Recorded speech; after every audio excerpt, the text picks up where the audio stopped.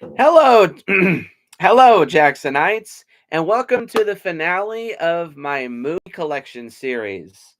Well, this one will be movie and TV because there are some miscellaneous TV shows that I didn't showcase in my first TV video, but there's not. Well, actually, no, there is a fair bit of TV shows, technically, but a lot of those is one big franchise. That kind of gives it away, but still, just bear with me. I don't know how long this one's gonna be, because I think I have a fair bit to talk about, and I some of these things I want to be a little more in depth with discussing, but I figure I may as well leave off from. Sorry, I'll leave off. Fuck, I'll pick up where I left off talking about these standalone movies, except for this one exception. Sorry. So let's just jump right into it. Um, I want to start off with the newest addition to my franchises. I finally got my hands on Aquaman and the Lost Kingdom, the final film from 2023 that I was waiting for to come out that I wanted to get my hands on. Um, I already talked about this with my ranking the DCEU video.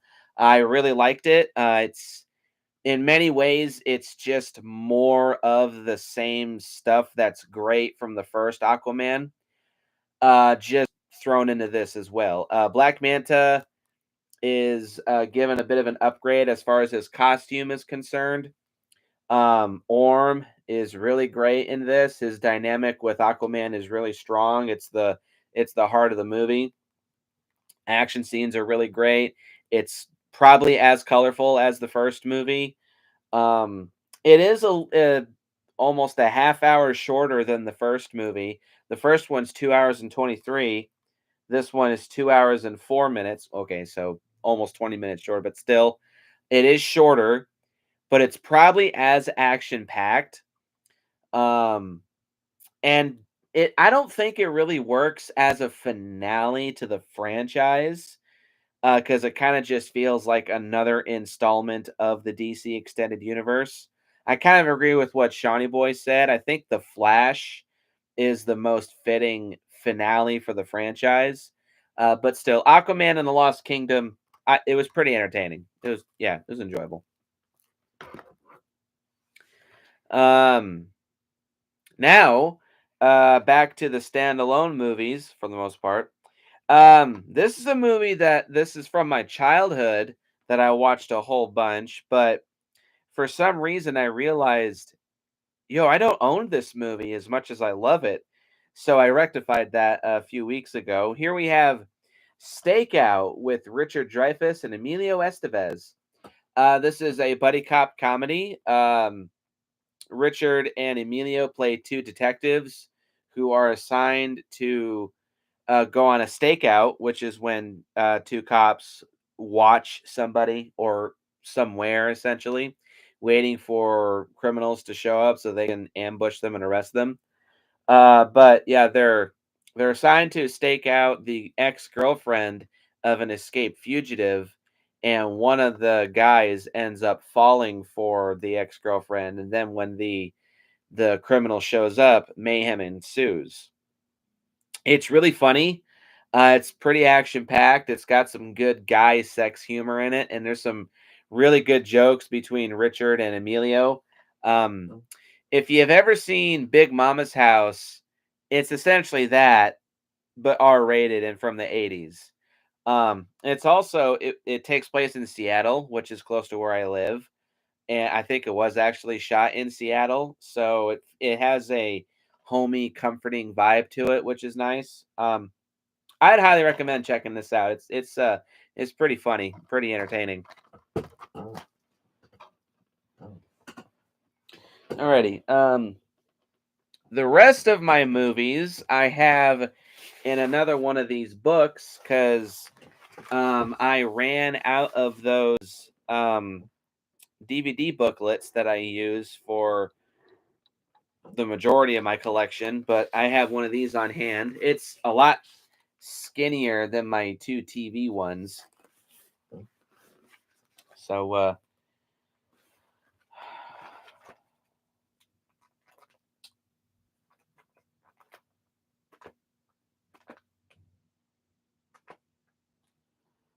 most of it is, yeah, just the rest of my standalone movies in alphabetical order. Starting off, continuing the S's. We have The Sandlot, which is a classic 90s movie. Come on now. Sandlot's great. Who hasn't seen that? Savage Land, a zombie mockumentary that's actually really spooky and really haunting. Um, and it is obviously fake, but there are moments where it almost kind of comes off like it could be plausibly real. Um, it almost feels like a feature length episode of Lost Tapes, which is really cool. Ironically, that show also had a zombies episode too. And before we continue, also, I know today is Godzilla X Kong Day, but we're not discussing kaiju stuff right now. Hopefully, I'll be able to see it tomorrow, and I may or may not do a video on it. So let's continue.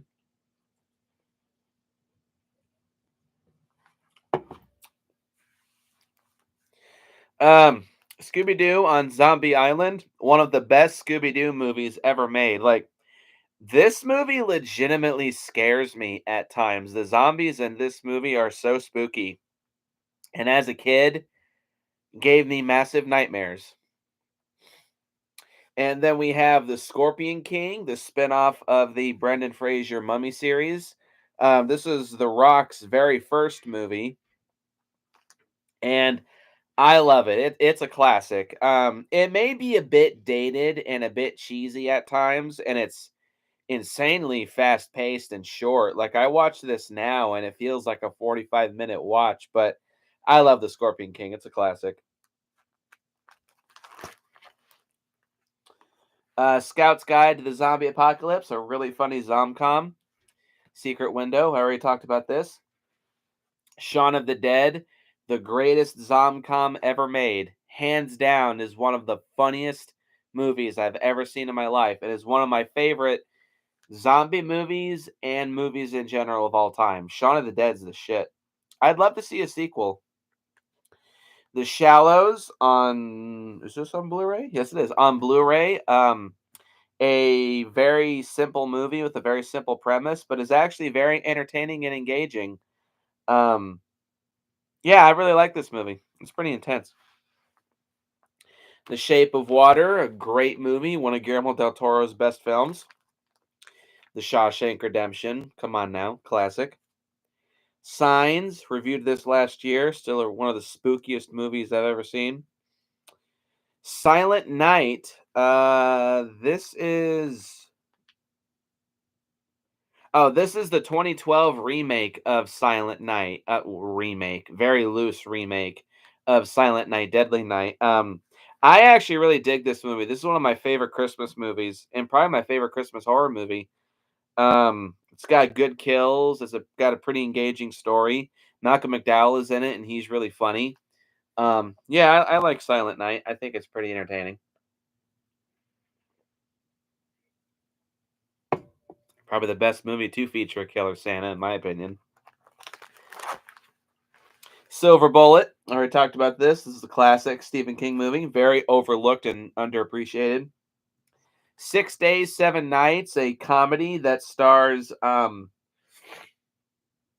Harrison Ford and Anne Heche. It's really funny. It apparently was panned by both critics and both Anne Heche and Harrison Ford, but I still think it's I still think it's funny. We've only got one wheel, so we can't take off. Lightning fried the radio and the emergency location transmitter. Air Sea will probably send a rescue, but without a beacon to hone in, it's like trying to find a flea on an elephant's ass.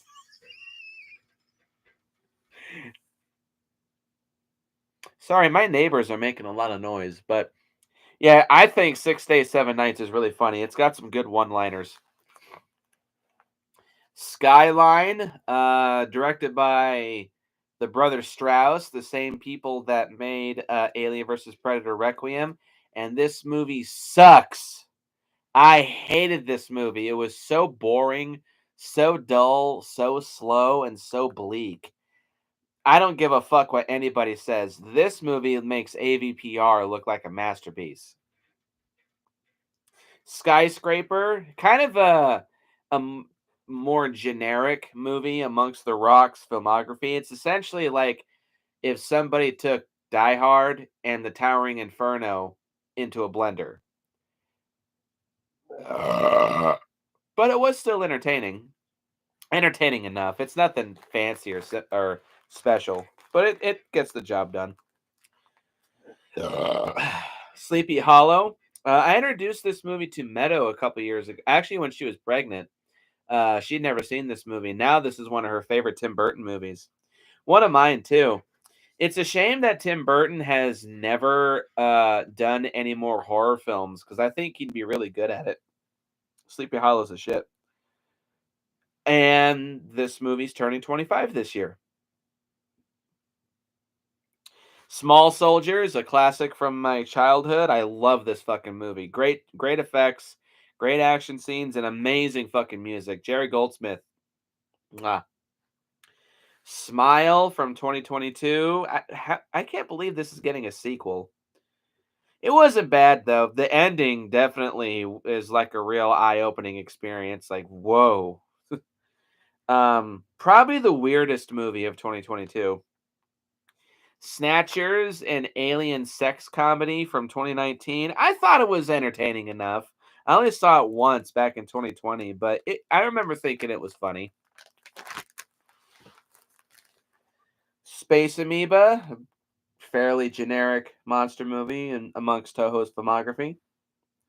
Spartacus, the only historical epic that I own. It's okay.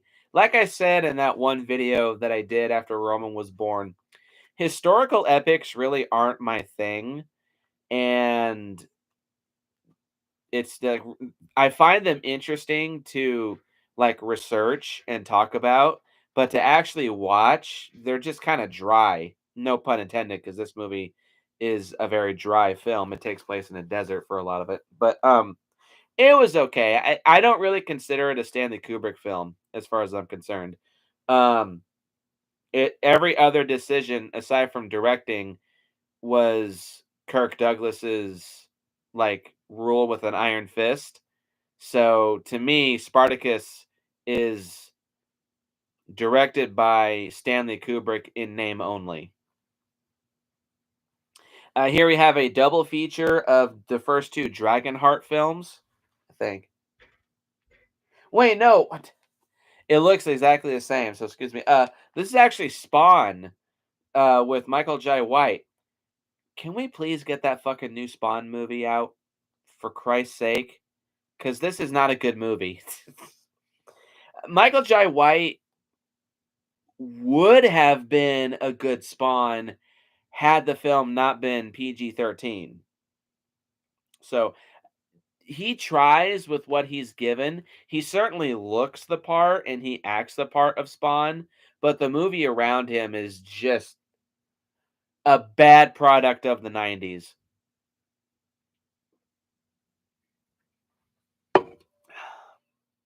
And the SpongeBob SquarePants movie on Blu-ray. Can't believe Scarlett Johansson's in this. It's okay.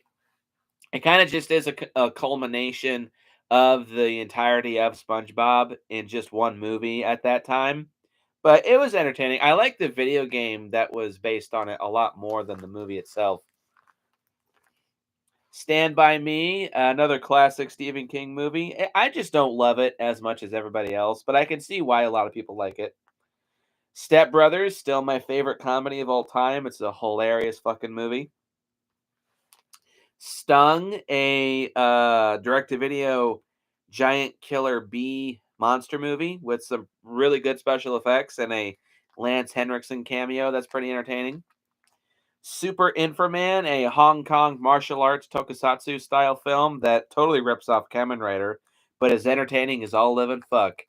And spaceship shoot laser boom, to quote James Rolfe. Super 8. I actually really like this movie. I thought it was a really solid creature feature and a really solid cast of kid characters. It felt like prototype Stranger Things, honestly. And J.J. Abrams, he did a really good job directing this. He definitely, for this movie, he definitely captures the Stephen King, or Steven Spielberg feel with a little bit of Stephen King thrown in. Superman Doomsday, a pretty solid, not very accurate to the Death of Superman storyline, but it is entertaining. Animated superhero film. I think this was among the first to get a PG-13 rating because there's actually quite a bit of blood in this movie. It's quite violent for an animated movie at the time.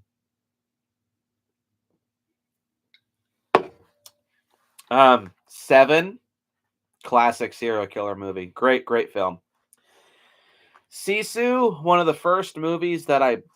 Oh wow, this actually was the last movie that I bought from Redbox before it closed down at my local Safeway. But I thought this was okay. There's apparently a sequel trying to get made. If so, I'd watch it. I think it could have been a little bit better, but what action scenes and blood and gore we do have in the film is quite visceral and violent. So I thought it was okay. Tai Chi Zero, a martial arts movie that I thought was okay. It had some decent fight scenes, although ironically, despite it being called Tai Chi Zero, there's not a lot of use of the martial art Tai Chi, which is ironic.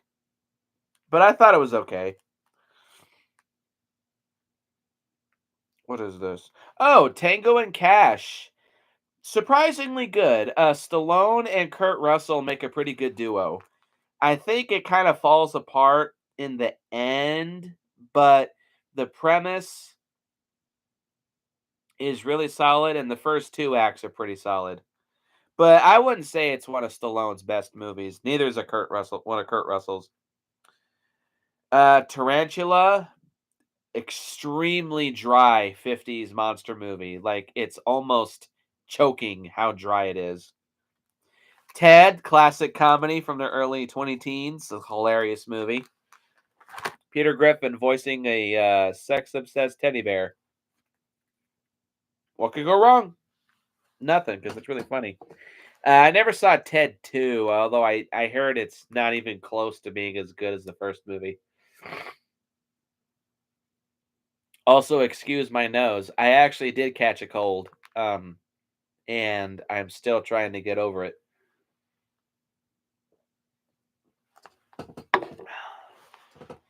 Oh, I do still have 3 Outlaw Samurai. I thought I got rid of this, but it was just okay. Samurai movies from the 60s and 50s just don't really do it for me, unfortunately. Them, as much as I love this movie, I actually do look forward to the remake that's coming out. I think maybe this year or maybe early next year, but I would definitely check it out. But Them is a classic 50s monster movie, the greatest of all time, especially of giant killer bug movies from the 50s. The Thing from Another World, it's okay. If you just watch it as a 50s alien monster movie, it's entertaining enough, but it's not a good adaptation of Who Goes There. But it's just kind of meh for me. Titanic, one of my favorite films of all time. I love the shit out of Titanic. I don't give a shit what anybody says. Total Recall, classic Arnold movie, one of Paul Verhoeven's best films. To Kill a Mockingbird, this is a great movie based on a great book. Triple Threat, I wasn't a fan of this one. Probably one of my least favorite films from 2019. A great cast of martial arts actors: Tony Jaa, Iko Uwais, Scott Atkins, Michael Jai White. But it's just not as entertainingly awesome as it should be. Troy, great film with some amazing performances and some great fight scenes. It's violent as fuck. Yeah, Troy's a good movie. True Lies, classic James Cameron and Arnold movie. Turner and Hooch, classic Tom Hanks comedy from the 80s. I just wish that the fucking dog did not die. God damn it. Here we have a double feature of Arnold comedies. There's Kindergarten Cop, which is a classic, and Twins, which I didn't like very much. Arnold and Danny DeVito are an entertaining pair, but the movie itself is just kind of dry. And this used to have Junior, but I could not bring myself to watch Junior. Tales of Halloween, a way better Halloween anthology film than Trick or Treat. I said it, Shiny Boy. Uncle Buck, one of my favorite comedies and one of my favorite films of all time. It's a shame John Candy is no longer here. Underwater, huge pleasant surprise from 2020. One of my favorite underwater monster movies of all time. This movie's a trip. Unfriended, a product of its time, definitely. Mm, and it's just kind of mixed for me. I never saw the second movie, although I didn't like that it went for a non-supernatural approach as opposed to this. So Unfriended 2 kind of felt, or at least came off to me, like it was a sequel in name only. But I don't know how to feel about Unfriended anymore. I think I need to give it a rewatch maybe this year. Unleashed, one of my favorite movies, my hands down my favorite Jet Li movie, and one of my favorite martial arts movies. Kick-ass flick. I think it was one of Bob Hoskins' last movies before he died.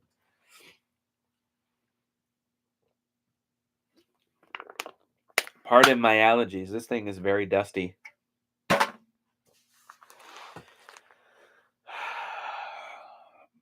Us. This is Jordan Peele's best movie, in my opinion. Of all three, I really liked Us. I thought it was pretty solid. Violent Night. David Harbour as a violent Santa Claus. It was pretty entertaining. Yeah. Some good one-liners, some good gore, some good kills. I'd like to see a sequel to this. I thought it was entertaining enough. Varan the Unbelievable. Very generic monster movie, but still I think it's entertaining. Van Helsing, a criminally underrated and overhated movie in Universal's filmography.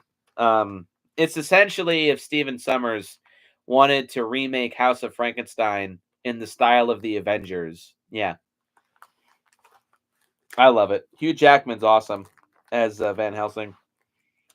Wedding Crashers, probably my second favorite comedy of all time. This movie is hilarious. Way of the Dragon, the only time where Bruce Lee and Chuck Norris ever fought. Um, it's a good fight scene, and this movie has other good fight scenes too. I did finally get my hands on the Arrow release of Waterworld, and I watched both cuts, the theatrical cut, because I actually hadn't seen this movie in close to a decade, and the Ulysses extended cut, which is like 3 hours long. Definitely still one of my favorite movies. It's a shame that we never got a sequel.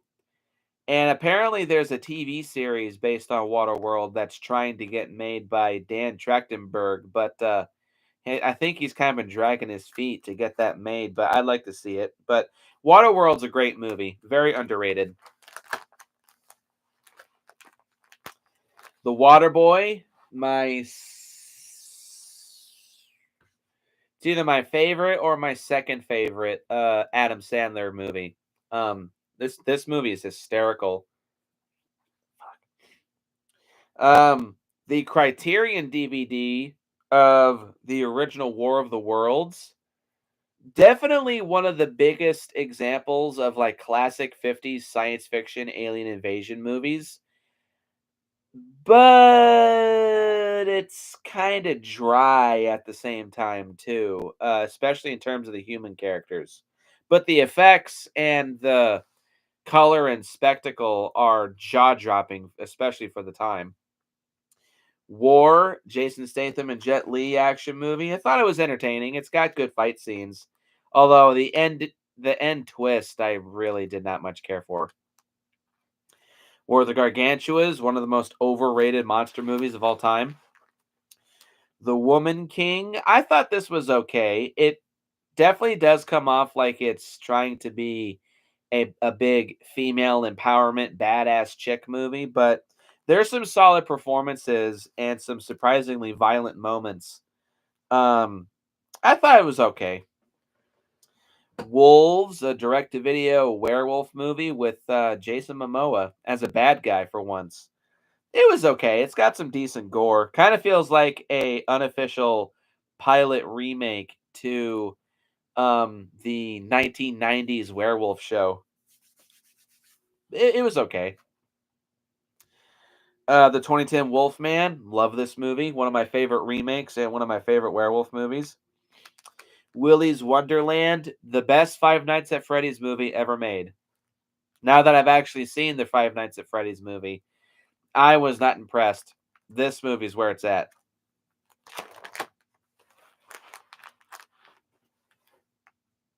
Ah, is this Blu-ray or DVD? That's DVD. Who Framed Roger Rabbit? Classic fucking Disney movie. Yeah, Disney movie. This movie is hysterical. It's awesome. It's creepy. It's hilarious. It's entertaining as fuck. Who Framed Roger Rabbit is awesome. Shame we never got a sequel. The Whale with Brendan Fraser, directed by Darren Aronofsky. I liked this movie, but man, it's got some heavy ass subject matter. And it's a very sad movie. I've never seen any other Darren Aronofsky film. I know of some of his stuff, like I think it was Life of Pi that he did, but probably his most famous film, of course, was Black Swan. And according to Pierce, one time when I was talking to him, Darren Aronofsky essentially just makes misery porn. I can see that because essentially the whale is that. But a great performance by Brendan Fraser. He kills it in this movie. No pun intended. The Wrath of Vajra, a martial arts movie with good fight scenes, but a near incomprehensible story at times. Ah, man, martial arts movies are so hit or miss when it comes to story. Like I like a good kick-ass fight scene just as much as the next person, but can you at least make the story easy to understand? Triple X, a classic Vin Diesel action movie from the early 2000s. Entertaining. I've never seen any of the sequels. The second movie I heard was pretty ass, but the third one looks entertaining enough. Um, The X from Outer Space, one of the worst monster movies I've ever seen. It's just bad, bad, bad, bad. Sound of Freedom. I actually did not think this movie deserved all the controversy that it garnered, except for some of the allegations that have now come out against the film's director, which di- I don't think that really should affect the movie. I think that should just reflect him. But the movie itself is not a bad movie by any means, but it's not rewatchable at all, in my opinion. It's one of those like This isn't really an entertaining film. This has a good, strong message that's well delivered and well deserved. It's just not a fun flick. You watch it once, you tell people about it, they watch it, so on and so forth. You don't There's not really any need to come back to watch this movie more than once. Brothers, a Valentine's Day present from Meadow, which I thought was okay. Tobey Maguire and Jake Gyllenhaal give pretty solid performances, but this is also kind of a watch once type film. It's very heavy and very sad and kind of bleak. Um, it was okay. I don't know why I have one missing here though. All Hallows Eve and All Hallows Eve 2. These movies sucked. All Hallows Eve is essentially prototype Terrifier, not for the better. It's one of the worst and cheapest looking found footage anthology films I've ever seen. It's got shitty stories, bad special effects, unlikable characters. All Hallows Eve just sucks. And All Hallows Eve 2 really is just a sequel in name only, if you ask me. The only thing that makes this an All Hallows Eve movie is the found snuff film anthology movie, and that's it. All the stories suck, all the effects suck, all the characters suck. It's just horrendous. And there is a third one, uh, All Hallows Eve Trick or Treat, I think it was called, but that came out last year, but I haven't been able to find a copy of it. So maybe it's like a streaming only movie, but I couldn't give two shits. The Green Slime from 1968. It was okay. It definitely screams, even though it's a late 60s movie, it feels like a 50s sci-fi film. The effects are good, the music is catchy, the monsters look cool, but the characters are flat as a plateau, and I didn't really much care for the ending. It felt a bit too abrupt for my taste. But I can see the campy MST3K appeal. The Three Stooges movie. It was okay. I'm not a big fan of the Three Stooges, but I saw the trailer for it and I thought it looked really funny. The trailer is funnier than the film itself. The movie is just kind of, oh, horror and metal is here. Yo, horror and metal channel. Yes, I'm gonna do that every time I see you. But yeah, the Three Stooges movie, it was just okay. The actors that they have playing the Three Stooges look and play the parts very well. It's just the movie around them is just, it's got an identity crisis. Like, why is there so much focus on Jersey Shore in a Three Stooges movie? Makes about as much sense as, damn, I had a good segue there, but then I lost it. Fuck. Oh well, moving on. Inglorious Bastards. This is another one of the biggest examples of a movie that you watch it and it sounds cool, but then you actually watch it and you're just like, this should be better. Because what Inglorious Bastards should be is just a ragtag team of soldiers going around Germany slaughtering Nazis left and right. And the first half hour or so, it is that. But then it devolves into this boring spy game that is just not as entertaining as it should be. Like Christoph Waltz does a great job as the villain, and it oozes Quentin Tarantino, and it has its violent, shocking moments, and it's got a good cast. But God, this movie just should have been better. Should have been way, way, way, way better. Sorry, Quentin, you went in the wrong direction.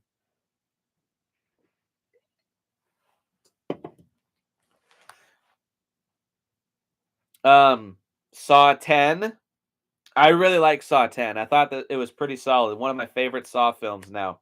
Might be my second or third favorite. Nope. The Equalizer with Denzel Washington. I thought it was okay. This is another movie that it's so dry. Like, it has a decent premise. A retired military official coming out of retirement to be like a vigilante and fuck up people left and right in ultra violent ways. But no, it's very tame and restrained and kind of flat and dry. Um, Again, a decent cast: Denzel Washington, David Harbour, Chloe Grace Moretz, and there's a third one. I can't remember his name, but yeah, decent cast, but it's just so man dry. Um, the second and third films look a lot better, especially with Pedro Pascal as the villain. I used to own Equalizer 2 actually, but I got rid of it because the first movie left such a bad taste in my mouth. Silent Night from 2023. My very first John Woo movie, believe it or not. I've like Face Off and Hard Boiled. Never seen them. So this is my first. I thought it was okay. the the premise of it being a no talking movie is very hit or miss. Like sometimes it's quite solid, and it allows Joel Kinnaman to give a really solid performance, like body language and facial expression wise. But there's not really a whole lot of likable characters in this movie. Like for Joel Kinnaman's character, him not talking makes sense, but everybody else in the movie not talking just kind of sticks out like a sore thumb for me. And action scenes are pretty solid, although it's not quite as over the top and violent as it should be, in my opinion. But and the ending I really did not like. It's very bleak and kind of unsatisfying. But I thought it was pretty solid for my first John Woo movie. It was entertaining enough. Okay, remember how I said that except for two examples, Eli Roth's movies don't do it for me? This is the other example of what does work for me. Eli Roth's Thanksgiving was fucking awesome. This is hands down the best slasher movie outside of the newest Halloween trilogy since Freddy versus Jason. I shit you not. I fucking loved this movie. It's really funny. The characters are typical Eli Roth, but in this case they work. I think they're pretty entertaining. It's got a good message against Black Friday shoppers, and as somebody who works in retail, I can 100% relate. The kills are awesome. They're violent, they're bloody, they're fucked up and over the top. Thanksgiving kicks fucking ass. And now this is going to be my new everyday watch come Thanksgiving. Dead Space Downfall, the first animated Dead Space film. I actually liked it up until the last 5 minutes. It's got a decent atmosphere. It feels like a Dead Space movie. It's very violent and fucked up. Um, it has a bleak ending, as all prequels tend to do, but I like this movie for the most part. Dead Space Aftermath, which is a prequel to Dead Space 2, I didn't much care for. It's an anthology film with multiple different animation directors coming in, including Peter Chung. It was okay. Again, it ends in a very bleak manner with everybody dying. It's kind of mean spirited and not very fun to watch, but eh, if you're a Dead Space fan, you could probably get something out of it. The Pope's Exorcist, hands down the greatest Exorcist movie ever made. even better than Exorcist 1973. I thought this was pretty entertaining. I would like to see a sequel to this. The Animatrix was terrible. An anthology animated film set in the Matrix universe. And with the exception of maybe two segments, it's got nine animated segments. And with the exception of two, everything else is incomprehensible bullshit. I hated this movie. Blue Beetle, already talked about this, one of my least favorites of the DCEU, but it is still entertaining enough. Megan, I actually really like this movie. Even though it rips off the plot of the 2019 Child's Play remake like no other. Like holy shit. It's almost like a gender swapped remake, straight up. But I do look forward to seeing Megan too. The last voyage of the Demeter was kind of pointless. I wanted to like this movie, but it's just kind of flat and dry. Dracula doesn't have a lot of screen time, and when we do see him, he's heavily digitally altered, which is a shame. The movie's story just feels kind of pointless because you know Dracula's not going to die no matter what they try to do to kill him. It has a good score by Bear McCreary, though. Probably the best part of the movie, honestly. Teenage Mutant Ninja Turtles, um, Mutant Mayhem. I wanted to like this movie more. It's got a decent voice cast, but so many of the good actors they got are very underused, namely uh, Seth Rogen and John Cena, and kind of Ice Cube too, and especially Paul Rudd. All of them are so underused. And I'm just getting really tired of Turtles reboots. Can we just pick something and stick with it? The animation style is obviously kind of trying to cash in on Spider-Man Across the Spider-Verse, and it's not very pleasing really at all in my opinion. It's colorful, but the animation itself is just kind of ugly at times. And the voice cast for all the turtles is not that great. They all sound like pre-teenage Mutant Ninja Turtles instead of teenagers. Their voices are way too high pitched, especially for Raphael. He sounds like he's 10. Resident Evil Death Island, the fifth Resident Evil animated movie. I thought it was okay. It's not as entertaining as its premise would make you think, but I have a soft spot for Resident Evil movies, but this one's just okay. It was definitely better than Infinite Darkness. I'll give it that. The Exorcist Believer.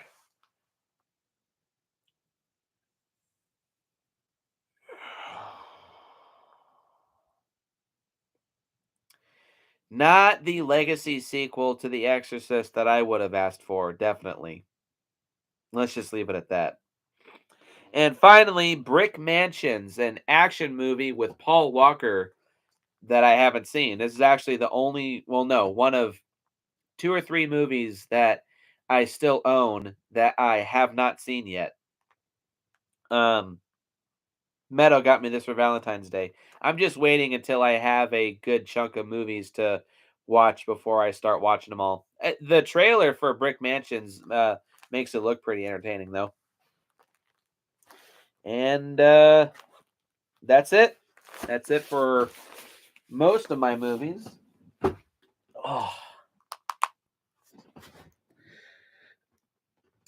Oh, okay. Now let's go through some majority of TV shows. Yeah. Um, Season 1 of The Angry Video Game Nerd on DVD. I've been thinking about actually doing a big rewatch of AVGN as of late, but just haven't gotten around to it. These DVDs were released in 2016, and it was a shock when I found these. I have the first 7 seasons on DVD, and yeah, it was a big trip when these were coming out. Like when I was growing up, I always like dreamed about being able to watch AVGN on DVD, but it didn't happen for so long. But when it finally did come around, I was like, wow, I never thought I'd actually see the day that this would happen. But season 1 of AVGN is very nostalgic for myself. I must have rewatched the first because this has Castlevania 2 all the way up till Bible Games. And um it's just it's funny going back to the early AVGN days, especially for the first season when you see that apartment that James was living in before he moved and got himself back on his feet. But yeah, it's very nostalgic. It's very entertaining.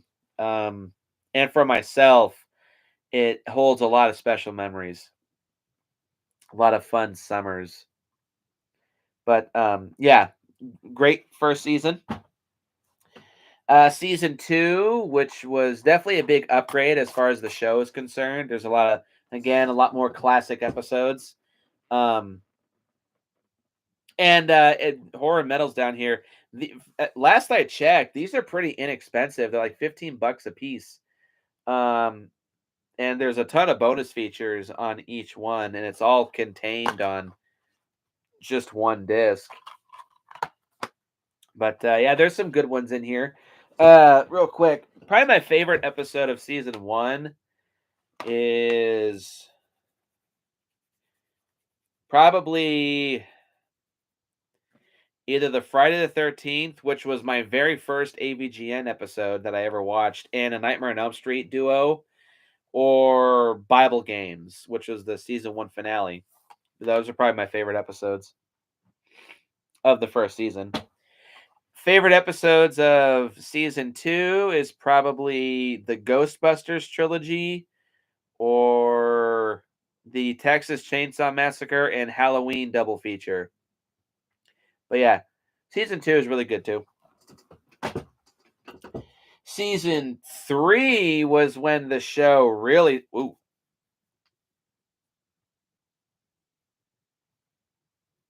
spiderweb on my DVD here. Yeah, this was when the show was really starting to get good, and James was really starting to get into the groove of just knocking out a bunch of banger episodes. Um, so many of these are so good, but probably my favorite might be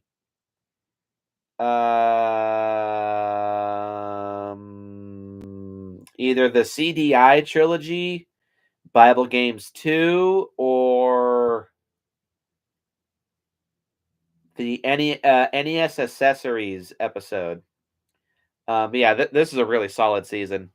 The first 2 seasons of AVGN are definitely very prototypey, but this was when, like I said, like if you want classic AVGN, this is when it really started to take true form. Season 4 is hands down probably my favorite episode of all, or my favorite season of AVGN. I'm actually quite a bit behind on AVGN. I think the last one of his that I watched was, I think, Resident Evil Survivor back in, I think, 2019 maybe. So I have a lot of AVG. Well, no, because I watched RoboCop, and I also watched Darkman, and I did watch the Goonies 2 episode, which just came out a couple weeks ago. But it's been a long time since I've had a massive like catch up binge of AVGN. Oh, and I did watch the Earthbound episode. That one was pretty good.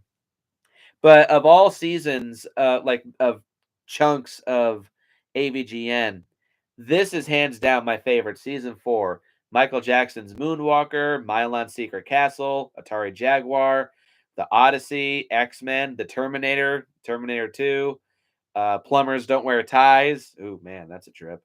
Godzilla, Wayne's World, the Castlevania series, and Little Red Hood. Yeah, this is my favorite season of AVGN. A lot of classic banger episodes with season 4. Season 5 is not quite as good as the first 4, but this was kind of like the last hoorah of classic AVGN. Like there's some still really good episodes in this season. There's Street Fighter 2010, um Action 52, Game Glitches, which I think is kind of underrated. The Back to the Future trilogy, Lester the Unlikely, and Zelda 2, The Adventure of Link. Um, there's some good ones here. Although in hindsight, this season was probably the biggest sign where James was starting to get really burned out on AVGN, so he was starting to slow down on a lot of productions. Because I think season 4, to my knowledge, has the most amount of season or most amount of episodes in one season. Um, Season 6 is about as good as season 5. There's some really good banger ones. Actually, with the exception of Nintendo World Champions, I'd say all the episodes in this season are really good bangers. There's Daydreamin' Davy, Star Wars games, Spielberg games, the making of an AVGN episode, Dark Castle, which I think is underrated, Bible Games 3, and Schwarzenegger games. Funny, that's the last episode of this season, but that was like James's big return to AVGN after taking almost like a year and a half long hiatus. And I think at that time too, he was busy working on the AVGN movie, but Schwarzenegger games was a really nice return to AVGN for James. But then unfortunately, we went into season 7, which I don't really know why I stopped buying these. I think this is actually the most recent one that was released at the time, but I just haven't gone back to getting any more. But there are some good ones on this one, like Ghosts and Goblins is really solid. Ikari Warriors and Bill. Oh wow, there's only 7 episodes for season 7. Um,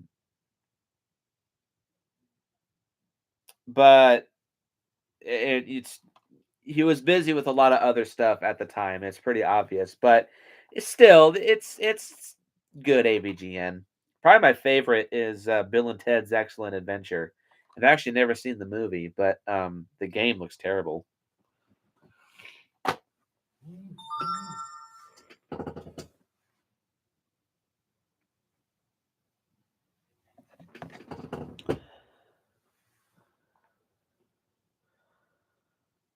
Hold on.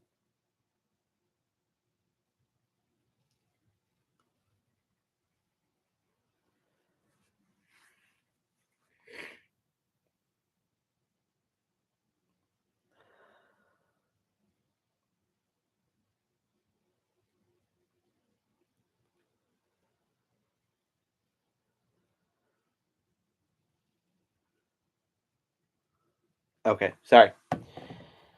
Um, we got some tokusatsu here. We have Gosei Sentai Die Ranger. I got myself for this or that I got myself this for Christmas. Um with Christmas money. This was a season of Super Sentai that I've been wanting to get for a long time. Uh Footage of this season made up monster and Zord footage for season 2 of Mighty Morphin Power Rangers. Not the Rangers themselves, although that became the White Ranger for the original Mighty Morphin Power Rangers. Although in this show, the White Ranger is actually kid sized, whereas in Power Rangers, he's of course adult. But um, this is a season of Super Sentai that I've been really wanting to see. There's some great martial arts action, amazing music, and a great team dynamic. I have said before that Super Sentai is definitely my least favorite tokusatsu franchise, but even still, there are some installments of Super Sentai that I have been really wanting to see. This is one of them. Haven't finished it yet. It's fuck my nose. Sorry, I'm stirring up a lot of dust here.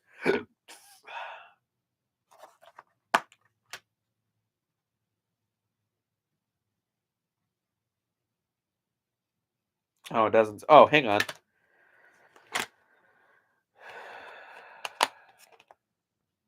Okay, there's 50 episodes of this series. But yeah, Ranger is a big fan favorite among Super Sentai fans.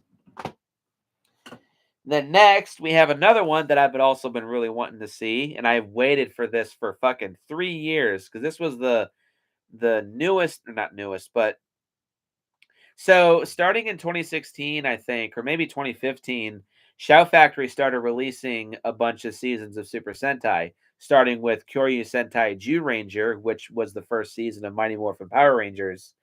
They skipped Ranger and they skipped Kaku Ranger, Ninja Sentai Kaku Ranger, although footage and some footage of that was used for the Mighty Morphin Alien Rangers miniseries. But then, starting with Power Rangers Zeo, they would uh, take footage and suits from each season of Super Sentai and adapt those into a season of Power Rangers. So Chorky Sentai O Ranger became Power Rangers Zeo, and so on and so forth. So every season of Super Sentai that became a season of Power Rangers, Shout Factory was releasing. Sometimes they were doing like 3 or 4 a year. But for a lot of them, I just really wasn't interested in seeing them for one reason or another.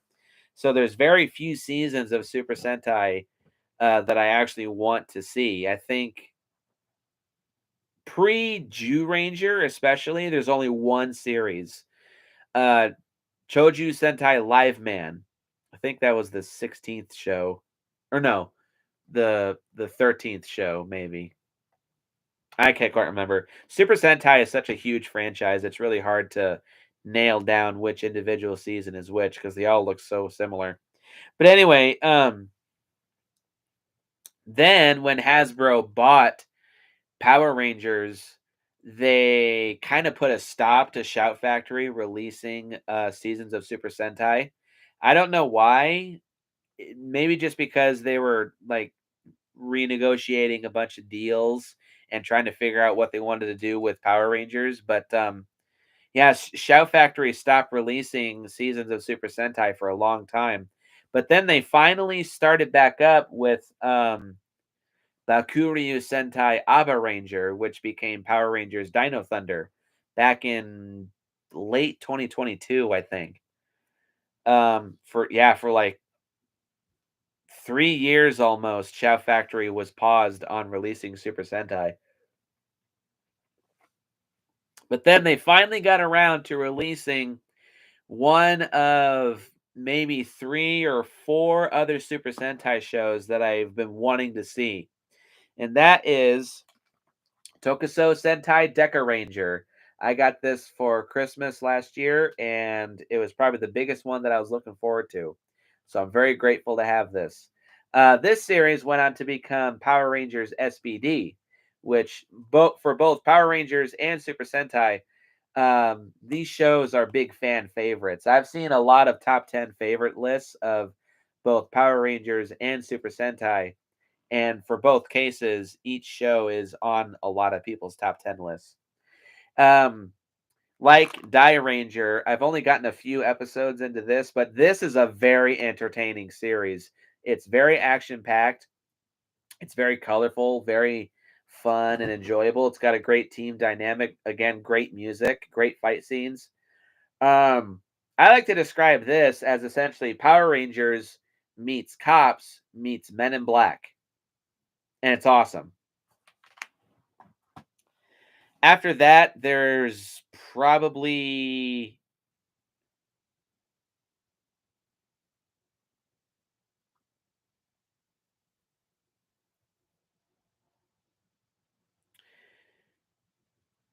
2 more seasons of Super Sentai that I wanna get my hands on, and that's it. Juken Sentai Geki Ranger, which I think is either the series that comes directly after Deca Ranger, or it's like 2 shows after Deca Ranger. And then there's Samurai Sentai Shinkenger, which went on to become what was it? Power Rangers Samurai. And Geki Ranger became Power Rangers Jungle Fury. So hopefully Shout Factory can get off their asses and release those sometime soon, because damn it, I want fucking Geki Ranger especially. We have a bootleg of Kamen Rider Amazons Season 1, a violent R-rated um, reboot or remake of the original Kamen Rider Amazon from 1974. This show is awesome. The first season of which, in particular, is great. It's very violent. It's very engaging. It's got some great fight scenes, some great music. It's very action packed.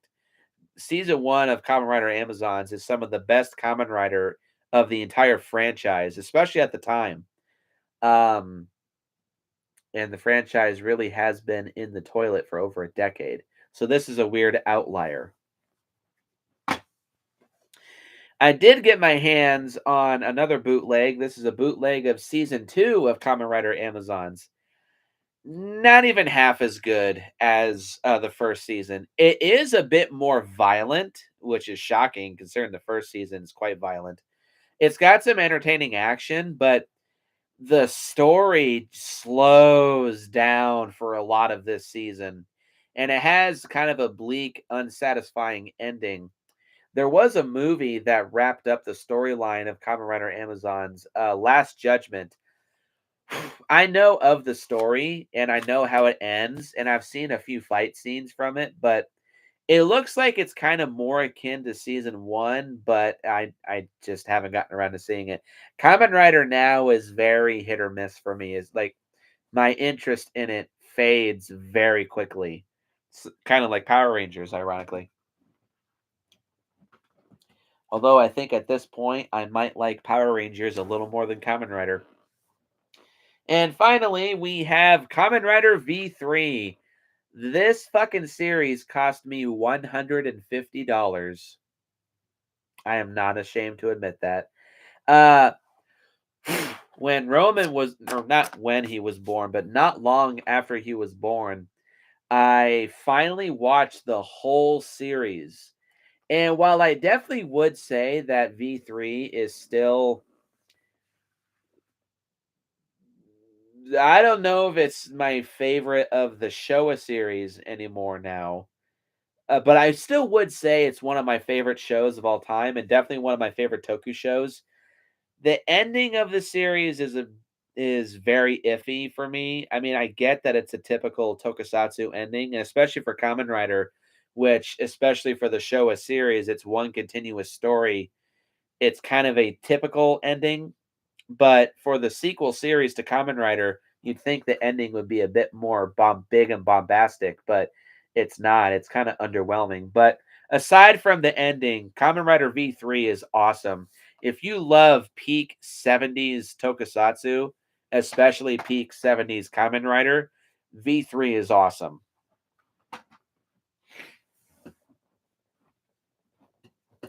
Here I've already showed this before, but it's the 30 pack of classic Universal monster movies.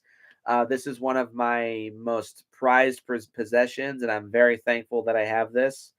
I do wish that they could have done the box sets differently, because you inevitably have multiple copies of the same movie in this set.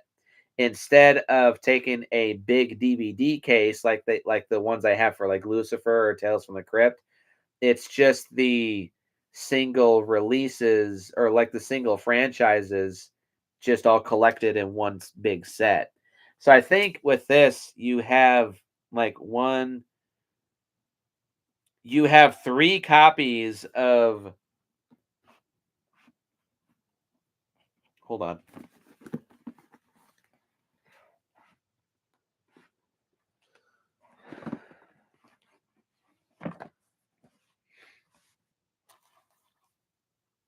Yeah. Abbott and Costello Meet Frankenstein, House of Dracula, and House of Frankenstein are on all three of these sets. It's a little annoying. It's kind of sloppy, I would say, but still, this is a really good set. All 30 films, um, all in really good shape. It does come with a booklet here. Um, the original House of Horror, which is pretty informative. Yeah, if you're a classic Universal fan, definitely get your hands on this. One of my favorite gifts that I got for my birthday last year. Very, very thankful. This is a big prize possession, definitely. Here we have the OG extended Lord of the Rings box sets from the early 2000s. Me and Meadow actually went on a Lord of the Rings marathon a couple weeks ago. First time seeing them for her, and she loved them. And first time that I've seen all of these movies since 2016, and they definitely still hold up.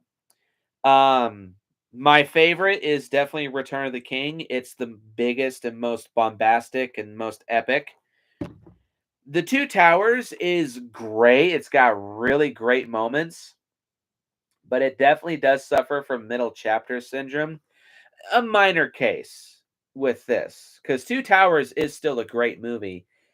It just has some sections that feel kind of pointless. And to quote my brother, this is the most slow of the Lord of the Rings movies, but the Battle of Helm's Deep is a great spectacle. And Fellowship of the Ring has the most nostalgia for myself. This is the one that I've watched the most with my dad and my brother. It's got a great homey. I love the Shire vibes. All the scenes at the Shire feel very comforting, very homey, and very relaxing. And it shows off the beautiful New Zealand landscape. Yeah. These all three of these sets take me way back. My dad had these. Like he ran out and bought them as soon as they were coming out. And the extended cuts definitely are the way to watch the Lord of the Rings movies. And now that I've seen these with a fresh mind, Return of the King definitely has the worst theatrical cut. They snip out over an hour, I swear.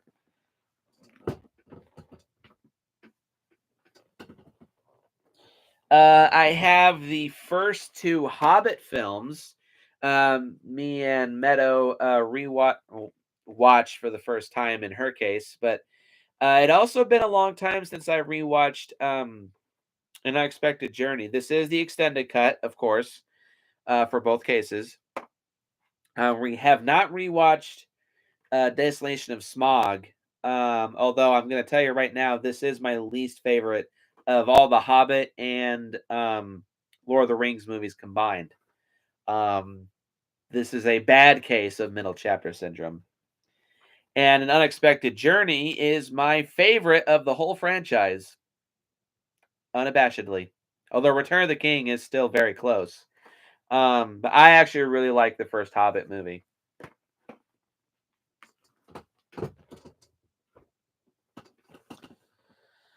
And now, well, actually, hang on, let me get through these first. We have the 3-disc special edition of James Cameron's Avatar. Jesus Christ. This is so dusty. No wonder my nose is acting up.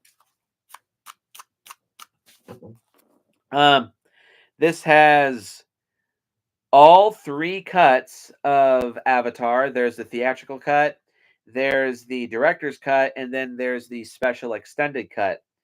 The special extended cut is, or the collector's extended cut, as it's called, has 16 minutes of additional footage. That is the one to watch. That's the one that includes the most footage. Um, Rewatched this movie last year, actually, for the first time, also since 2016. It'd been a long time since I'd seen this movie before last year, and it's still my favorite movie of all time. Fuck all you haters.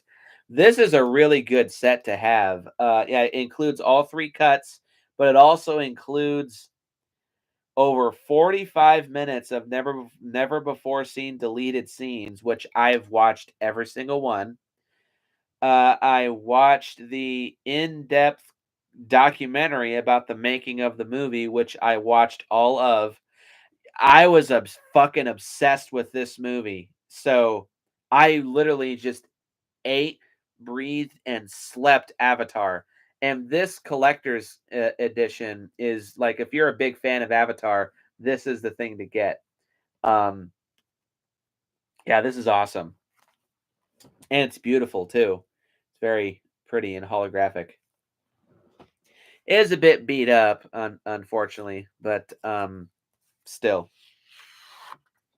well, on the inside, it looks pretty good. Yeah, still my favorite movie, and by default, Avatar: The Way of Water is my favorite sequel of all time. Actually, no. I don't really see this as a sequel. I just see it as more of my favorite movie. So, if you were to ask me what's your favorite movie, I'm just going to say the James Cameron Avatar movies. This was fucking awesome. I eagerly awaited seeing this movie. And I was like, oh man, Disney was pissing me off with how they released this. They released it in theaters in December of 2022. And then 2 months after that, they released it on digital. 2 months after that, they released it on Disney Plus. And then finally, 2 months after that, they released it on DVD and Blu ray. And of course, I did get it on Blu ray. Um, Was it worth waiting nearly 14 years? 13, but yes, just barely. But thankfully, the third, fourth, and fifth movies are not too far away. So I fucking love this movie. The ending did not make me cry. Meadow was bawling her eyes out behind me, but no, but kind of like the Flash, the emotional impact at the end just hit me like a ton of bricks. And I'm just sitting there like, oh, that's just messed up. But Avatar: The Way of Water is a fucking masterpiece. Oh man, I love this movie. Beautiful movie. Especially beautiful on Blu-ray. Alrighty, last thing we have here for movies is, well, kind of, is my Criterion Godzilla DVDs. I took them out of the big pink case because trying to extract the discs from that cardboard flap is very difficult. I don't want to damage these discs, and I just feel like it's very easy to do so with the original case. So this is actually the booklet for my Nightmare on Elm Street collection, but it holds 8 discs, and there's 8 discs in the Criterion set. So I was just like, let's just use this. But great set. Oh, I need to do that for my Gamera collection too. I meant to grab that, but I have that the big giant Arrow Gamera set. Actually, let me just go. Excuse me. Oh, oh, and yes, I'm wearing leggings because they're comfy as fuck. Oh.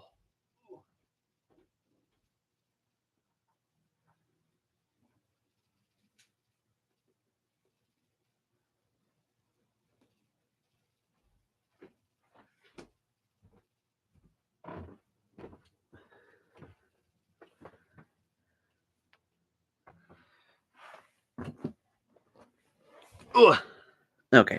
I know I showcased this when I reviewed Gamera Guardian of the Universe, but still, I just want to show again the Gamera Complete Collection from Arrow. This is another one of my biggest prized possessions, and I'm so very thankful that I finally have this. Yeah, this is a collector's dream right here. When I reviewed the Heisei Gamera series, I did watch all of these except for Gamera Super Monster. I just could not bring myself to do it, but I watched them all with audio commentaries, and they're all very entertaining and very informative. If you're a big Gamera fan, if you can shell out the money or convince somebody to get it for you, um, definitely do so. It's worth it. And this thing, I swear, it's like 10 pounds. You could crack a turtle shell with this thing. Um, oh, but let me maybe show you what I mean. Oh, and of course, it comes with the comics, and there's this booklet on the history of Gamera, which is very informative. But it's the same case with the Criterion Godzilla set. The discs are in these cardboard flaps, and it's really, really hard to get a good grip on these things. And like you have to see, I can't even do it right here. Unless you have fingernails, which I don't. Yeah, see, it's very difficult to get. Yeah, there you go. You have to bend the disc in order to get a grip on it in order to slide it out. The Criterion Godzilla set is just like that, and I was just not comfortable doing that. So I'm gonna have to see how many discs are there. One, two, three, four, five, six, seven, eight. Oh, yeah, 8 discs again. So I just have to get another one of those and do the same thing. Still gonna keep the box, of course. Come on now. And now the rest of what I have is one big giant franchise. So what could that be? The Ultra series, of course. Ultra Q, I reviewed this in 2022. I still don't. It's a hard show for me to recommend. If you love the Twilight Zone, you'll love this show. If you're a Tokusatsu fan that likes weirder stuff, you'll probably like this. But if you're somebody like me who just likes monster action and a cohesive plot, you won't really connect to this series very much. But it's a well-made show. It's just not for me. One of my least favorites of the entire Ultra series. The original Ultraman. These Blu-rays look really nice. I watched these I like watched some episodes from this last year, and it looks really, really solid. It's very crisp and clean and pretty. But yeah, Ultraman, still one of my favorite TV shows and one of my favorite installments of the Ultra series. Ultra 7, I have not finished this still. I used to have the Shout Factory release of Ultra 7, but I gave that away, I think. I'm pretty sure I did. Um, Ultra 7's not as entertaining as Ultraman for me, but I need to get around to finishing this.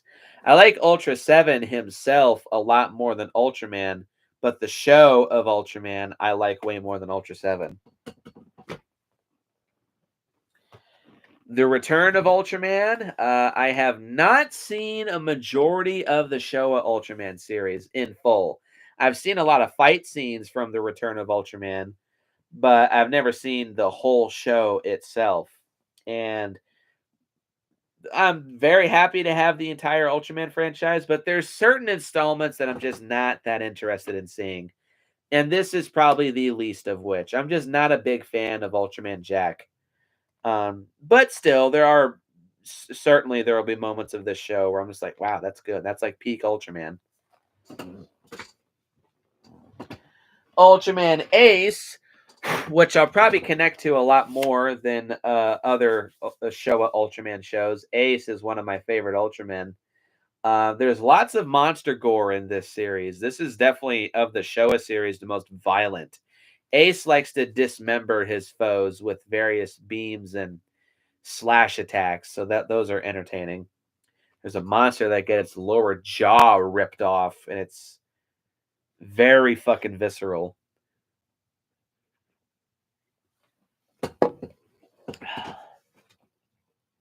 By the way, with Return of Ultraman, Ultraman Ace, and the majority of the Showa series, I have seen the first 2 episodes of them.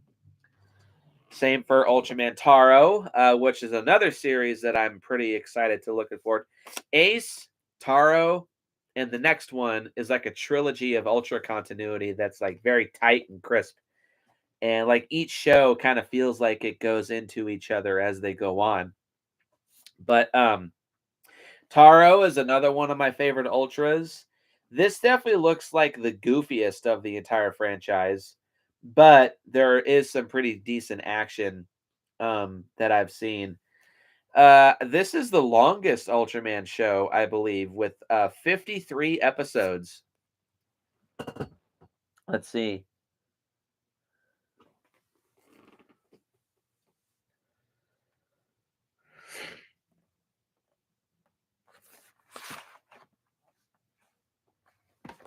Let's see. Ace is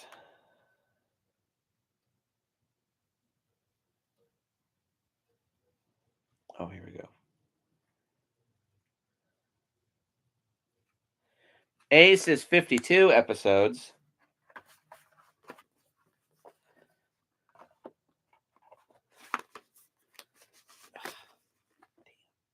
One thing about these Mill Creek DVD or Blu-rays for the Showa Ultra series, they have these little booklets that are kind of a pain to get back inside the cases.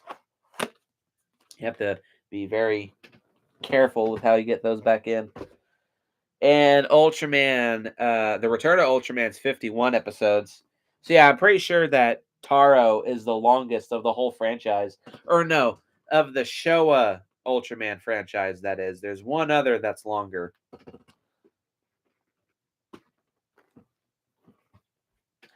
Next is Ultraman Leo. The last of the proper Showa Ultraman series. There's a couple others that came out. This one is also 51 episodes. So yeah, Taro is the longest, definitely. I've watched the first 5 or 6 episodes of Leo. It's fun. It's not quite as goofy as Ultraman Taro, but I have heard it gets to be as goofy as Taro at points. And Leo is another one of my favorite ultras. We have technically it's called The Ultraman. This is an anime from 1979. It's in its own continuity, separate from the Showa Ultra series. But Jonius, Ultraman Jonius, that's his name, has been wrapped into the greater Ultraman mythos, and he has made appearances in live action form since this show. I've only seen the first 2 episodes of this. It looks like a 70s anime, but I don't really know how I'm going to feel about this one. Um, Giant monsters and anime don't really seem to mix for me. Future Super Kaiju Binge episodes kind of being foreshadowed. But I'll give it a chance still. Of course, I'm a big Ultraman fan. Um, where the hell did I put that?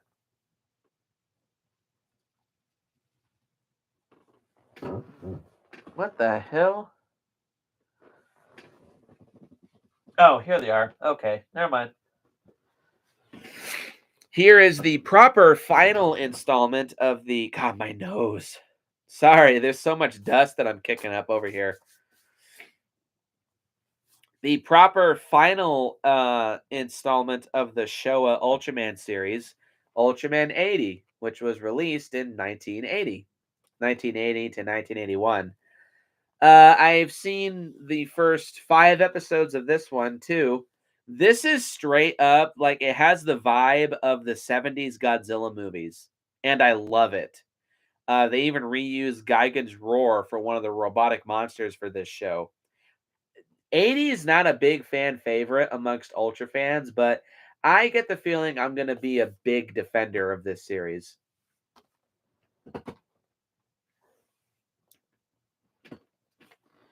All right, next we have this isn't technically an Ultraman series, but it's very Ultraman-esque, and it was made by the same studio, Super Eye Productions. It was kind of like a big precursor to Ultraman, because this came out during that dead zone after Ultraman 80 and between Ultraman Tiga. Um, Gridman, the Hyper Agent, on Blu-ray actually, because for some reason the Ultra series is very inconsistent on what is on Blu-ray and what's not. I have no clue why. This show was Americanized and became the Superhuman Samurai Cyber Squad. It was essentially Power Rangerized. Um, haven't seen this. I have seen Cyber Squad, all of it, because I used to have it on DVD. This was a big pleasant surprise when they released this on Blu-ray. But I have seen the first 2 episodes, and it's solid. It's very 90s as fuck, but it's entertaining. Next, we have the Ultraman Zayarth double feature. Double feature. It has the 2 Ultraman Zayarth movies. They're more like shorts. The first one is you can watch both of these movies in just under 2 hours. The first movie is, I think, about 50 minutes, and the second one is like an hour and 7 minutes. These are essentially like Ultraman parody films. They're still entertaining. They're entertaining enough for what they are. And Zayarth himself, I think, is kind of a cool looking Ultra. That's Zayarth here, and that's Shadow, his robotic doppelganger. The first of the Heisei Ultraman series, essentially the guardian of the universe for the Ultraman franchise. Ultraman Tiga. I used to have volumes 1, 2, and 4 of the 4 Kids release of Ultraman Tiga, but I gave those away. Um, Sadly, this does not include Ultraman Tiga's theme song, Take Me Higher. It's got the shitty international replacement song, but I haven't seen all of Tiga, but it's definitely very rough around the edges. But it is classic '90s tokusatsu, so it's entertaining. Been saying that a lot. Ultraman Dyna, the sequel series to Ultraman Tiga, like I have a similar dynamic to my opinions of Tiga and Dyna as ultras and shows. I think Dyna is a better show than Ultraman Tiga, but I like Ultraman Tiga more than Ultraman Dyna himself. I haven't seen the entirety of both shows, but I think Dyna is a more fast paced and enjoyable show. Ultraman Gaia, a big fan favorite amongst Ultraman fans. I have seen the entirety. Oh, hang on. So for Ultraman Tiga, this set includes the show, but it also includes um the Ultraman Tiga side story, Revival of the Ancient Giant. Why it does not have the Ultraman Tiga movie, the Final Odyssey, I think it's called. I have no clue. I haven't seen that short. I haven't heard very good things about it though. I've heard it's very generic. And then for Ultraman Dyna, this includes the show as well as um, Ultraman Tiga and Ultraman Dyna, Warriors of the Starlight, a 1 hour and 7 minute long movie. And it also has Ultraman Dyna, Return of Hanijiro. I haven't seen either of those. So that's now 3 movies that I own that I still haven't seen technically. Wow, this show takes place in 2017.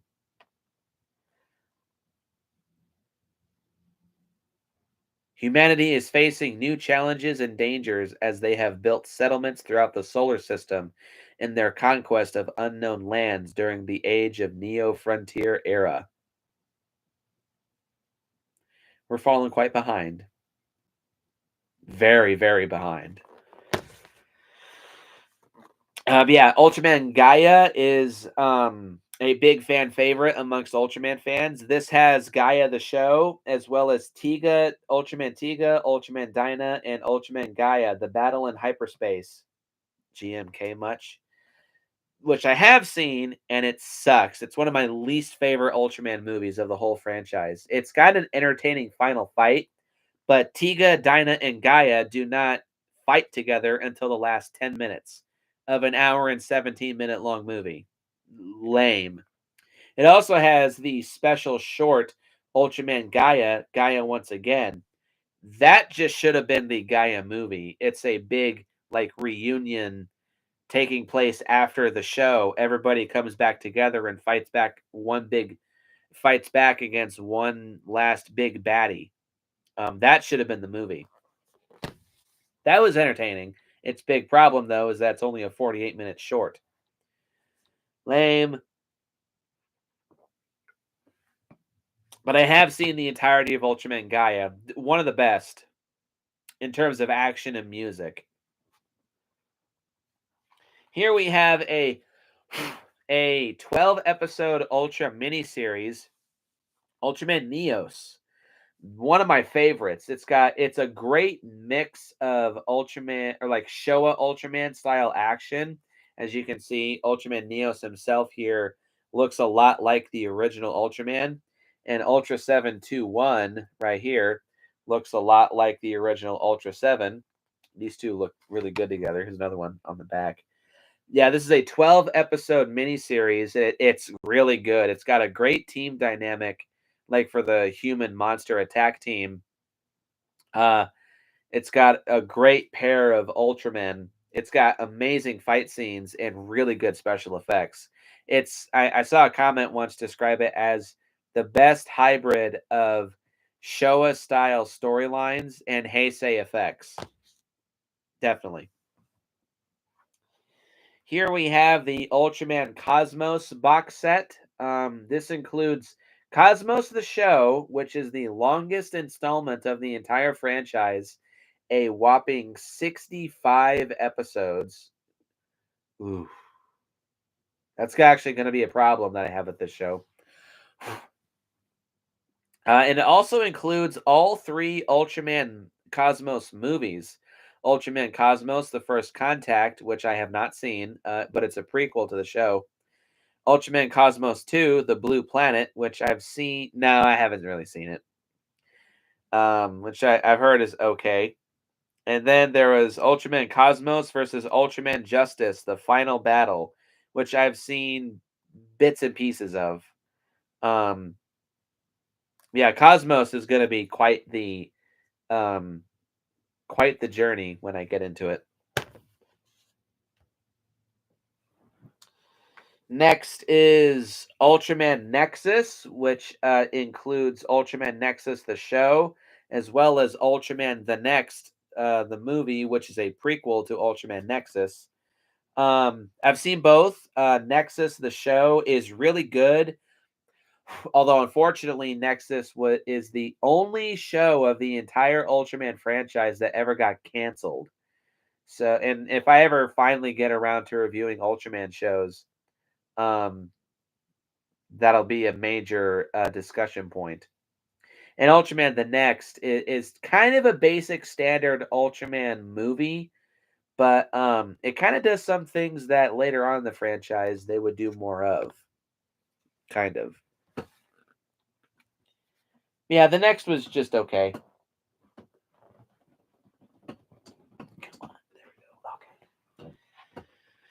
Ultraman Max, a return to form for the Ultraman franchise. I haven't finished this one, but Max is kind of a very underappreciated and overlooked installment of the Ultraman franchise. And as of this video, this was the final installment of the Ultraman franchise, pre Ultraman Taiga, to be released by Mill Creek. Still waiting on more. And this release was delayed 3 fucking times. I had to buy it and pre-order it 3 times as well because it just kept getting delayed. But from what I've seen, Max is entertaining, although it's a tale of two halves, and I'll save that for a future review. Ultraman Mebius. This is my favorite installment of the entire Ultraman franchise and one of my favorite TV shows of all time. Um, by the way, Max is literally just the series. Max had maybe one DVD special, but it was like 10 minutes long. Max never had a movie and never even had like a 45-minute special, sadly. But this set includes Mebius the show, uh, Mebius the movie, and all three Mebius side stories, which are like two-part live action OVAs. The first one, Mebius side story Ghost Rebirth, which is the sequel to the show. Mebius side story Armored Darkness, which is, or no, Ghost Rebirth is the prequel to the first Ultraman Zero movie. And then Armored Darkness is the sequel to Mebius the show. And then there's Ultraman Mebius, the Hikari saga, which is a three-part origin story for Ultraman Hikari, who is another Ultra that appears in this show, which is my favorite of the three. But this is a fantastic set. You couldn't have asked for a better Ultraman Mebius series. You have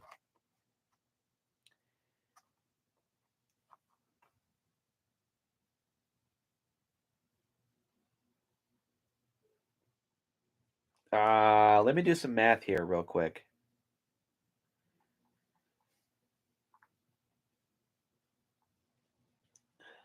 I think the bottom one here is correct.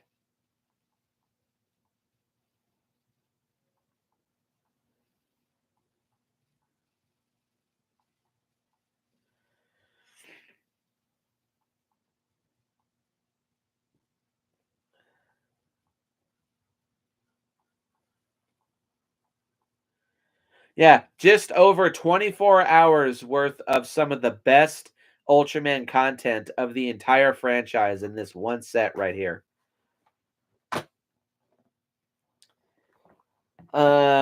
Here we have Superior 8 Ultra Brothers, which is another technically it is a Mebius movie because he's in it, but it's also kind of a big celebration of the entirety of the Ultraman franchise. Celebrating like hybridizing the Heisei series and the Showa series. For a long time, this was the highest grossing Ultraman movie of the whole Ultraman, at least for the movies of the franchise. And I haven't seen it. I've seen the final fight many, many times, but I've never actually sat down and watched the whole movie from beginning to end. I don't know why. It's not very long. But yeah, there's that. Ultra 7X, which is hands down one of my least favorite installments of the whole franchise. I think I need to get another copy of this set because the last two episodes of this series is unwatchable because the subtitles don't exist. But this is a terrible, terrible show. Um, yeah, I don't even like talking about this. Probably my second least favorite installment of the whole franchise. The Ultra Galaxy series, Ultra Galaxy Mega Monster Battle, Ultra Galaxy Mega Monster Battle Never Ending Odyssey, and Ultra Galaxy Mega Monster Battle the movie, which is the first of the Ultraman Zero trilogy. I did not know how I was gonna react to this series initially, but fuck. Um, these actually turned out to be a pretty entertaining series, especially Ultraman or Mega Monster Battle Ultra Galaxy the movie. But the shows are pretty fun, despite their low budgets. The badass, high octane monster action makes up for it.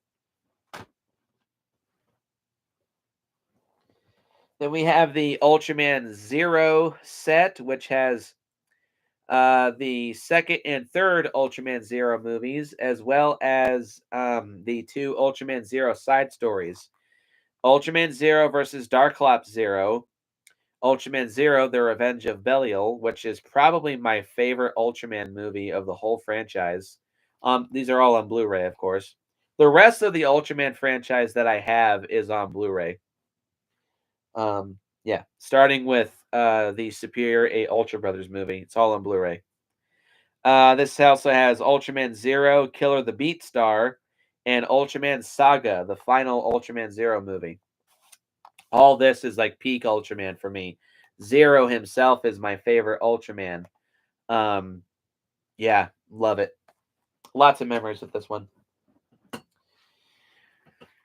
Neo Ultra Q, which is my least favorite installment of the entire Ultraman franchise. Yet. I've seen a lot of it, but I haven't seen the whole series. But of everything that I have seen, this is the bottom of the barrel. I did not like this series at all.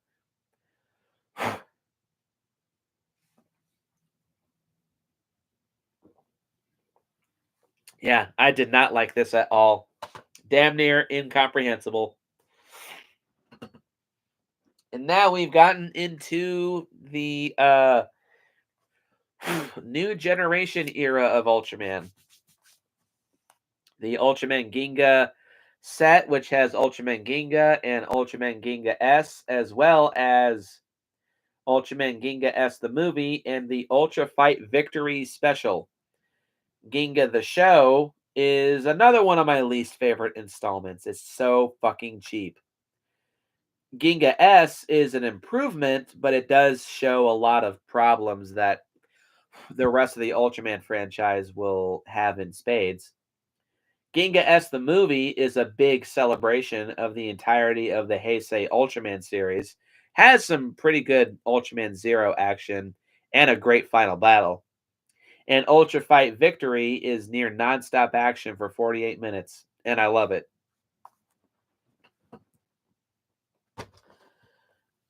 Ultraman X, which includes Ultraman X the series as well as Ultraman X the movie. X the series is not one of my least favorites, but I think it's one of the most overrated.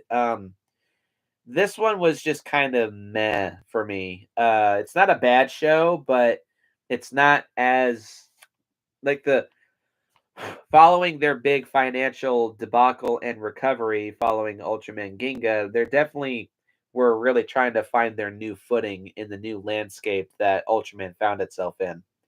And Ultraman X the movie is kind of one of my least favorite Ultraman movies. It's just very blah.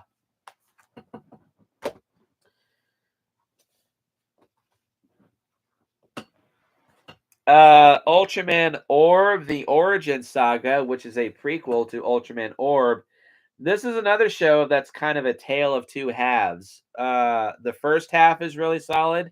The second half drags like nobody's business. Holy fucking shit. This also has Ultra Fight Orb, which is a 30-minute special for Ultraman Orb, which is awesome. Again, nonstop action. Then we have Ultraman Orb the show. Awesome. One of my favorites of the whole franchise. It's got amazing music, a great story, great characters, great action scenes. Kind of formulaic at times, but this is an awesome show. Ultraman Geed, which kind of copies the formula of Ultraman Orb, but does it better. It returns to the Showa era storyline, which hasn't been visited since Ultraman Mebius introduces Ultraman Geed, who is the son of Ultraman Belial, who I still think is the greatest movie villain of all time, and gives Ultraman Zero some time to shine as a co-star. Um, this series was like tailor made for me, especially for the stuff that I like. Geed is awesome, but sadly, it was followed up. Hi, honey. Sadly, it was followed up by another one of my least favorite Ultraman shows of the whole franchise, Ultraman Rube. I really did not dig this series. Um, I don't like the two Ultra dynamic. Their designs are kind of boring and plain for me, and it's got very lackluster action and very annoying toyetic elements. Not a fan of this series. I don't know why I bought this, but we have Ultraman Zero, the Chronicle. Ooh, she brings me a meat stick. Roman, get your butt out of here. Everything here is baby phobic.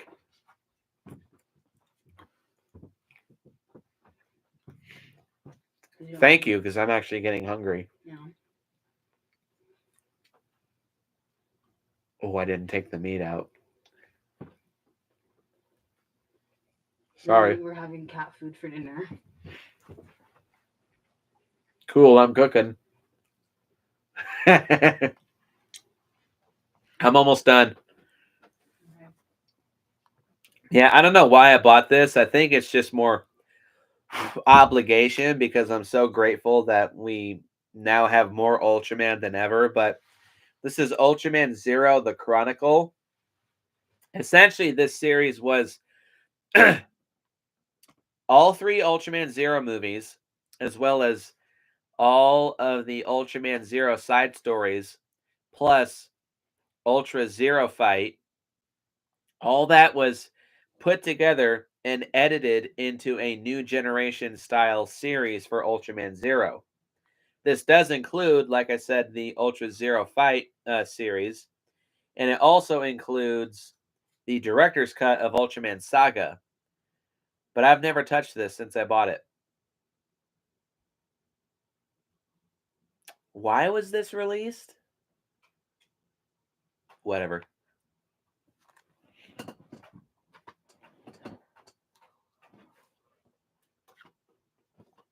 Um,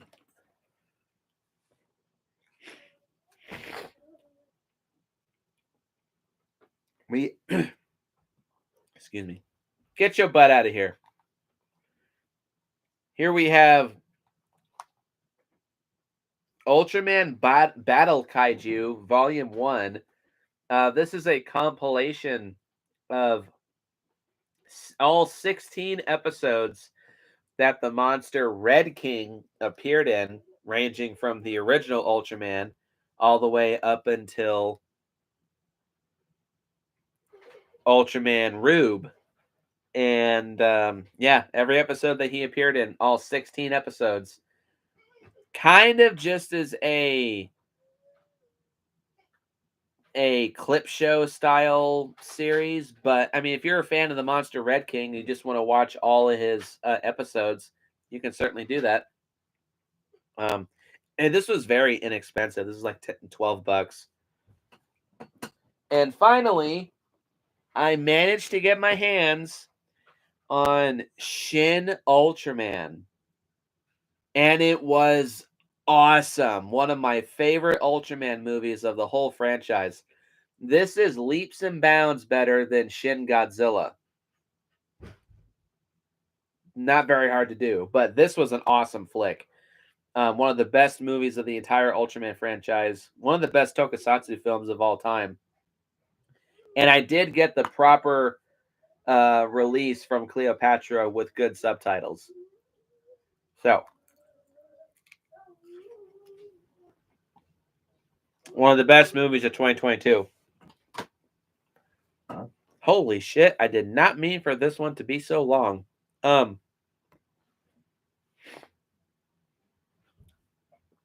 Push the comments down below. Let me know what you think. Hit the like button and hit the subscribe button and share this video with your friends.